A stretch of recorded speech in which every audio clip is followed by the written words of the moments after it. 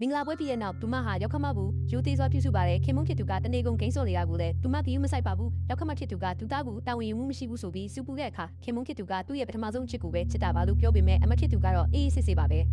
အဲ့ဒီနောက်မိခင်ဖြစ်သူကဖုံးဆက်ပြီးညီမဖြစ်သူမှချမ်းသာတဲ့ချစ်သူအသေးရနေပြီလို့ပြောပါတယ်အမဖြစ်သူကော်ဖီဆိုင်ကိုရောက်သွားတဲ့အခါအဲ့ဒီလူဟာအရင်ဘဝတုန်းကသူမနောက်ကိုလိုက်နောက်ဆက်ခဲ့တဲ့လူလိမ်မှန်းသိလိုက်ရပါတယ်သူ့ရဲ့ကိုရေးရာဇဝင်အားလုံးဟာအတူတွေပါပဲအမဖြစ်သူကညီမဖြစ်သူကိုအဲ့ဒီလူနဲ့ဝေးဝေးနေဖို့သတိပေးပေမဲ့ညီမဖြစ်သူကတော့သူမတထေးကြီးတယောက်ရသွားတာကိုအမဖြစ်သူကမနာလိုဖြစ်နေတယ်လို့ပဲခင်နေပါတယ်ညီမဖြစ်သူကဒီနေ့အတွက်သူမပဲပတ်စံရှင်းမယ်လို့ပြောပြီးအမဖြစ်သူကိုကြိုက်တာမဟုတ်ကြတော့တဲ့အခါအမဖြစ်သူကသူမဟာဒီကော်ဖီဆိုင်ရဲ့ပိုင်ရှင်ဖြစ်ကြောင်းပြောလိုက်ပါတယ်သူမဟာအရင်ဘဝကအတွေ့အကြုံတွေကိုသုံးပြီး6လအတွင်းမှာဒေါ်လာ10တန်းထိရှာဖွေနိုင်ခဲ့တာပါ